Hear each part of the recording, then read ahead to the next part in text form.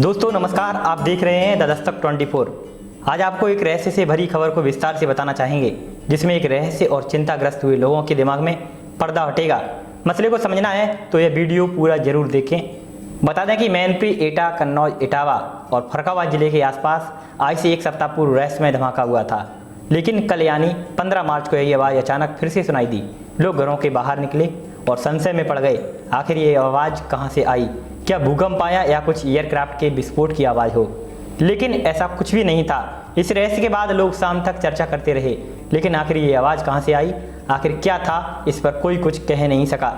बता दें कि बीते गुरुवार यानी 10 मार्च को मैनपुरी जिले में विधानसभा चुनाव को लेकर मतगणना का कार्य चल रहा था। हर कोई मतगणना के परिणाम जानने के लिए उत्सुक था। लोग अपने अपने घरों में टीवी और मोबाइल फ़ोन में चुनाव नतीजों को देख रहे थे। दोपहर का वक्त होता है करीब 2 बजे। एक अचानक लगातार 2 तेज धमाके हुए। धमाके इतने जोरदार थे कि लोगों के घरों की खिड़कियां और दरवाजे तक हिल गए। दीवारें कांप गईं। दहशत में आकर लोग दौड़कर घरों के बाहर निकल आए। हर कोई धमाके की वजह जानना चाहता था। कुछ लोगों ने अंदेशा जताया कि मतगणना परिसर के बाहर किसी व्यक्ति के द्वारा धमाका किया गया हो, इसलिए लोग मतगणना स्थल के आसपास रहने वालों से फ़ोन कर जानकारी लेने लगे। लेकिन सही जानकारी सामने नहीं आई। इसके बाद पूरे जिले में लोग फ़ोन से प्लेन के गिरने का स्थान पता करते रहे, लेकिन ऐसा भी कुछ नहीं हुआ। उधर एडीएम रामजी मिश्रा ने बताया कि धमाका उन्होंने भी सुना है। इस संबंध में एसडीएम और सभी खंड विकास अधिकारियों को बता दिया गया कि वह अपने इलाके की स्थिति पता करें, लेकिन कोई जानकारी सामने नहीं आई। अब यही आवाज़ कल यानी 15 मार्च को भी लोगों ने सुनी। आखिर ये आवाज़ क्या थी, ऐसी जानकारी हमें भी प्राप्त हुई।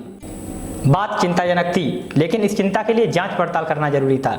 इसके लिए हमने देश के कई मशहूर भूगोलवेत्ता, मौसम विभाग और एक्सपर्ट से बातचीत की। इसमें कईयों ने अलग अलग तरह से जानकारी दी। इसी में हमें मुंबई में रहने वाले एक भू संपदा विनियामक प्राधिकरण के अधिकारी अशोक मेहता ने बताया कि ऐसी घटनाएं होने के कई कारण हैं, लेकिन सटीक तरीके से उन्होंने बताया कि जब आपके सिर के ऊपर से कोई हवाई जहाज गुजरता है तो तेज धमाके की आवाज़ सुनाई देती होगी। ऐसा लगता है कि जैसे कहीं कुछ फटा है, लेकिन वास्तव में ऐसा नहीं होता है। दरअसल जब कोई चीज़ ध्वनि या आवाज़ की रफ्तार से भी ज़्यादा तेज रफ्तार से हवा से गुजरती है तो विस्फोट जैसी आवाज़ पैदा होती है। इस आवाज़ को सोनिक बूम कहा जाता है। सोनिक बूम से बड़ी मात्रा में ध्वनि ऊर्जा पैदा होती है। दरअसल कुछ हवाई जहाज आवाज़ से भी तेज रफ्तार से चलते हैं। इस रफ्तार को सुपरसोनिक स्पीड कहा जाता है। जब हमने मेहता साहब से सुपरसोनिक स्पीड के बारे में विस्तार से पूछा तो उन्होंने बताया कि जब किसी चीज़ की रफ्तार ध्वनि या आवाज़ की रफ्तार से ज़्यादा होती है तो उसको सुपरसोनिक रफ्तार कहते हैं। निर्वात में ध्वनि की रफ्तार 332 मीटर प्रति सेकंड होती है। जब कोई चीज़ 332 मीटर प्रति सेकंड की रफ्तार से भी ज़्यादा रफ्तार से चलती है तो उसको सुपरसोनिक स्पीड कहा जाता है। आपने कभी ऐसी आवाज़ सुनी है जिससे आपकी कांच की खिड़कियाँ थर्राई हों, या कई बार तो ज़्यादा प्रेशर की वजह से कांच की खिड़कियाँ टूट भी जाती हैं? ऐसा सुपरसोनिक स्पीड के कारण होता है।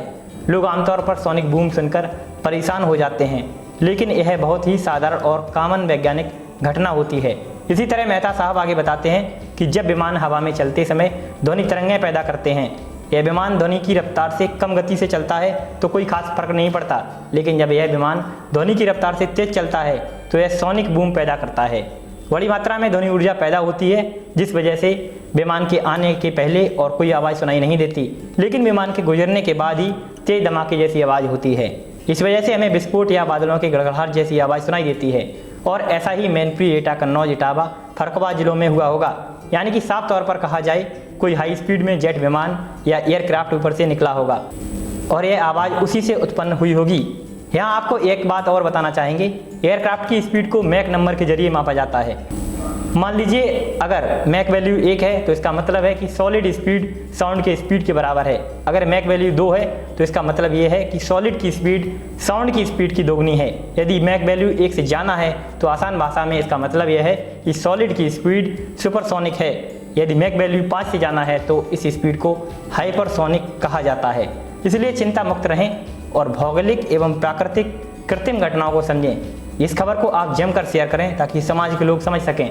अगर आपको यह जानकारी अच्छी लगी है तो हमें कमेंट सेक्शन में कमेंट लिखकर बताएं। हमारे चैनल को अभी तक आपने सब्सक्राइब नहीं किया है तो सब्सक्राइब कर लें। धन्यवाद।